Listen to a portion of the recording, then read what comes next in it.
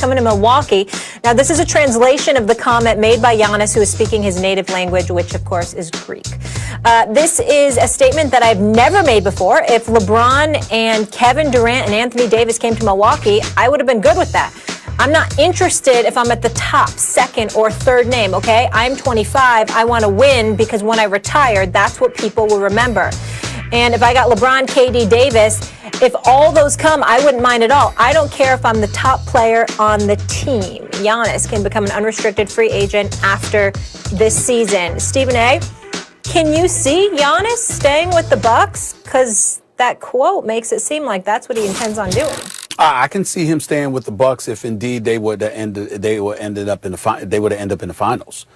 Because I think that he'd realize that he's got a legitimate shot to win it all. And I think that's how he views it. Getting to the conference finals might be an accomplishment, but in the same breath, when you consider the questions that we've had about the Eastern Conference historically, it was a foregone conclusion that whoever came out of the East was going to lose to the powers in the West, whoever that team may be, whether it be Golden State or in last year's case, the Los Angeles Lakers. That's just how you view it. Toronto was an aberration because KD obviously got hurt and Klay Thompson went down in Game 6 despite having 30 in the third quarter. But when you look at the Milwaukee Bucks right now, if you're Giannis, if Middleton shows up and be that bona fide number 2 or number 3 now that Drew Holiday is there, a career 45% shooter from the field, the 35+% shooter from three-point range, and considered one of the best two-way players and one of the elite defenders this game that exists in this game today.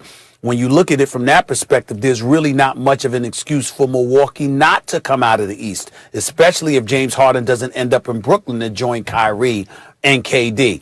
So again, if they got to the finals, then I think Giannis ends up staying in Milwaukee, because when you come from Greece and when you know his background and you consider the profile, Max, that has been done on him and how poor his family was and some of the trials and tribulations that they endured, he's overcome an awful lot. And you know, when you come from a different nation and you come to this country, we might sit here and look at meaning Los Angeles, being significantly different than Milwaukee, et cetera, et cetera. But when you come from where he comes from, Milwaukee's damn near Southern California. So you know what? You don't particularly mind. Yeah. And as a result of that, I think that the way they've treated him, the way they've embraced him, the way he has performed for them, I think under ideal circumstances, he'd love to stay in Milwaukee.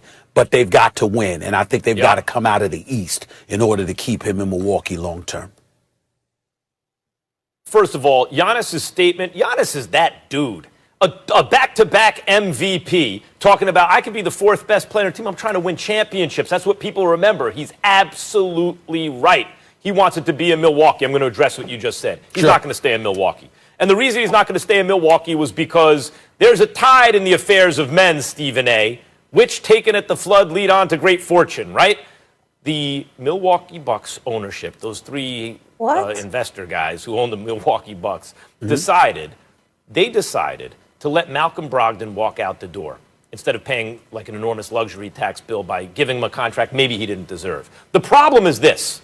What you said, let's take what you said about Giannis in Milwaukee and how he's from very desperate circumstances. Milwaukee looks really good to him. He doesn't care about, it's sunnier in LA or something. But the rest of the league does.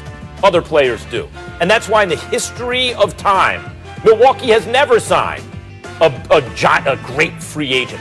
I'm trying to remember who it was. I keep forgetting. It was a forward about 6 or 7 years ago. They signed to a $15 million a year contract. He was okay. He wasn't a giant star. Big stars don't sign in Milwaukee. So what does that mean? If Giannis' number 1 thing is I'm trying to win a championship or championships, and his number 2 thing is I want to do it in Milwaukee, but the priority is championships. Once you don't sign Brogdon, you have fewer things to trade to bring in great players. So, for example, they pulled off the trade for Drew Holiday. It's a great addition. Drew Holiday, Chris Middleton, and Giannis. Is that enough to get to the finals? Maybe. Is it enough to win a championship? Probably not. What if they had Chris Paul on that team as well? Would that be enough? Now you say, yep, I think that team probably wins the championship. Chris Paul moved teams. He switched teams. Phoenix got him for Kelly Oubre and a couple of guys and a first-round pick. You mean to tell me if you had Brogdon on the team, you couldn't move him in a package for Chris Paul? Probably a better package. I mean, the point is, because you can match up salaries, you have a valuable player. The point is, the Bucks played the town cheap when they had the chance. Now they didn't have enough to put an actual championship roster together. Giannis is going to recognize that. They couldn't even complete the trade for Bogdanovich, which would have helped them. Probably still wouldn't have been enough, right? They need another star player in order to get over the Lakers, in order to get even over a healthy Nets team. They didn't do it. They won't win the championship this year, and Giannis will sign away somewhere else. It's not because he doesn't want to be in Milwaukee. It's because he values championships more.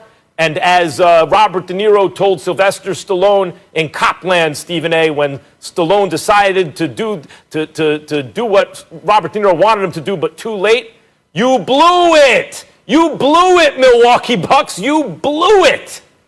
Well, I think the jury's still out on that. I mean, to have a guy like Drew Holiday, that's nothing to sneeze at. I love Malcolm Brogdon, and he's got an incredible upside. He's not Drew Holiday, not yet. When you consider what Drew brings to the table on the defensive side of the floor and offensively, he's no worse than Malcolm Brogdon. You got to take that into consideration and consider it an upgrade. Secondly, and more importantly, here's the deal. If you were to get to the finals, and let's say you gave the Lakers a run for their money, then you're not putting it on an organization. You're looking at what you have in place, and you saying we have enough. Now, if you go to the finals and you're Miami against the Lakers, who were clearly overmatched, then that's a different ball game. But if you go to the finals and you have a dog fight, then that's not on management. That's you looking at yourselves and saying, if we had done this, if we had done that, we could win it all. You got to look at Budenholzer, who I think is an exceptional coach. But the bottom line is they came up short last season. There's no way around it. And one could argue the season before that because you lost 4 straight. Yes, it was to Kawhi Leonard in Toronto. But if you were good enough to be up 2-0, you should be good enough to avoid 4 straight losses, okay? At least force a game 7 for crying out loud. So those things are on Budenholzer's resume as well. So we got to take into consideration everything that's going on with them. And again, that's why I think it comes down to a berth in the finals, because when you look at them, they may feel they have enough. We'll find out.